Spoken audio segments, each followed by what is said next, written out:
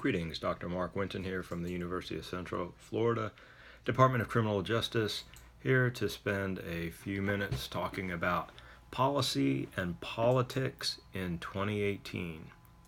And so here I'm just going to point out some previous researchers and policy analysts' ideas and perspectives and findings that, excuse me, one of the things that we realize right away is that you can have the best policy in the world that is supported by a whole bunch of scientifically sound studies and still not have that policy implemented, even if it's cost effective, without those stakeholders and those in power allowing that policy to be implemented. So as far as trying to work at the local level in policy, I would describe it with one word: frustration. Or actually two words: intense frustration. And so I know from my own personal bias and perspective on that and from what I've seen, it may be based in reality, a lot of programs and interventions and laws and, in essence, policies are not the best ones to get the job done.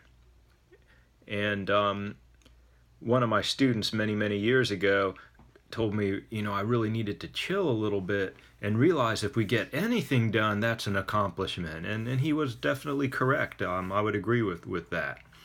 So I try to chill a little bit more, but it's still frustrating. So looking at Carol Weiss's work back in the 90s, and she wrote a chapter in Professor Wilson's edited book, Sociology and the Public Agenda, which I think is still extremely relevant today, all those chapters and ideas.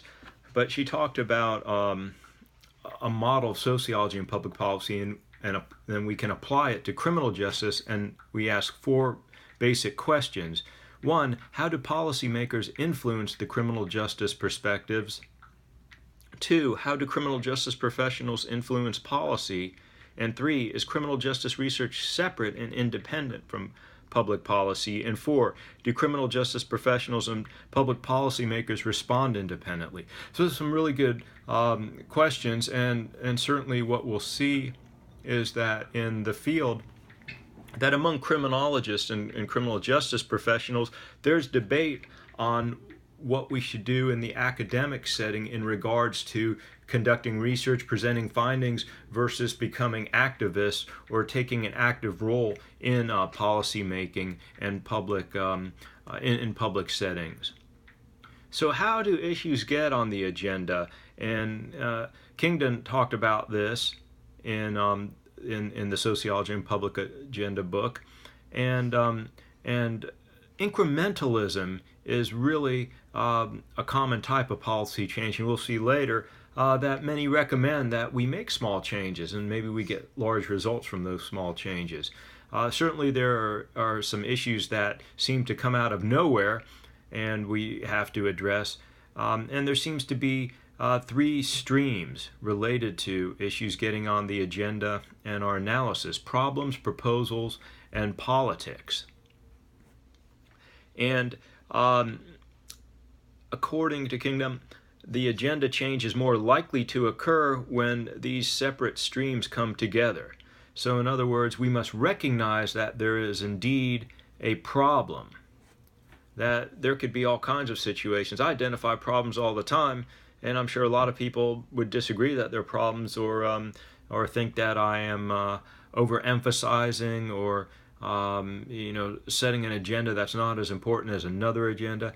So also, secondly, the policy community tends to present a list of ideas and options that are all possible and acceptable to the budget, but also to the public.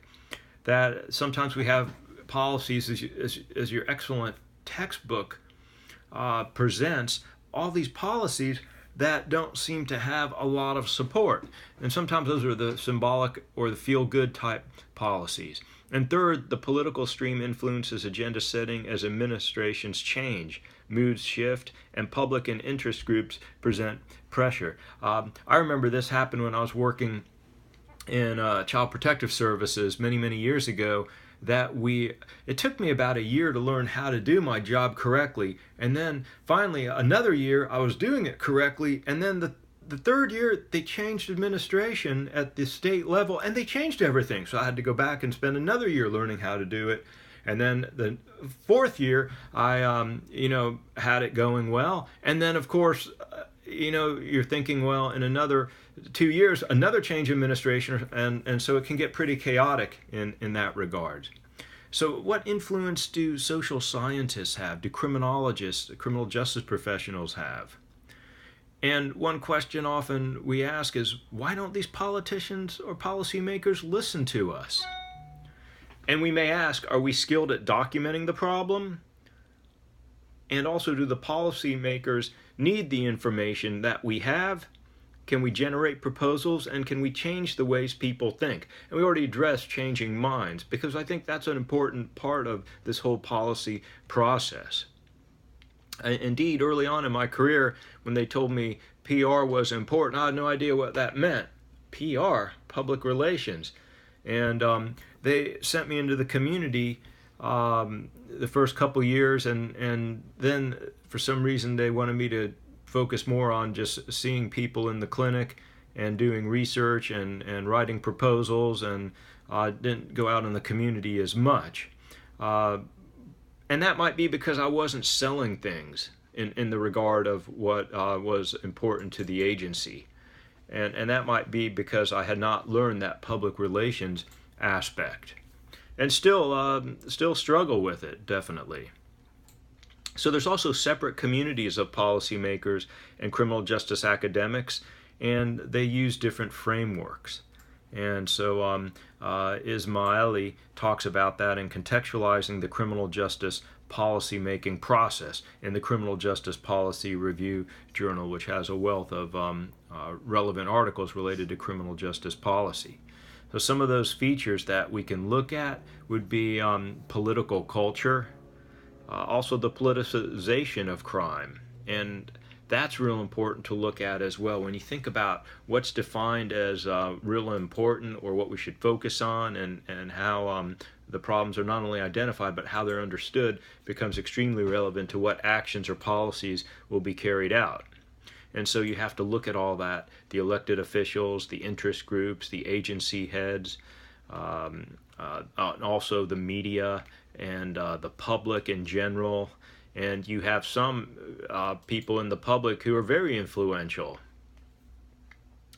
even when they have no idea what they're talking about when it comes to specific areas of policy. And I've seen that before. Sometimes I've seen someone say something that actually makes sense with the policy, and other times just totally in opposition to what we know. And I think probably that's just random luck, but when they get it right. But that can be a problem as well, that we have people talking about things, and really, do they have background or knowledge? Where does that come from? But on the other hand, people will tell me, well, you have all that knowledge. You need to be able to present it in an understandable way. You need to communicate that so people understand, and people can compare the different problems and situations and understand the costs, the benefits, the risks.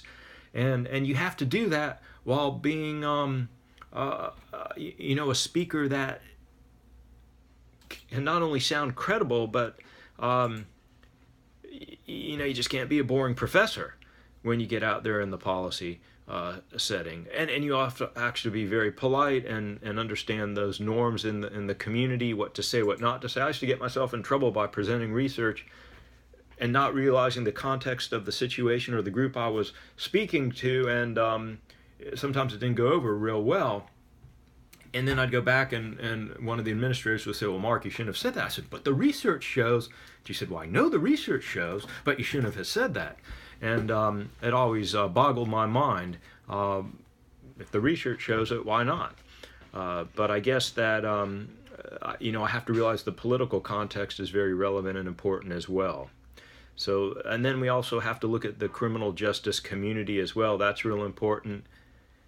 And I'm going to stop this part one of this video.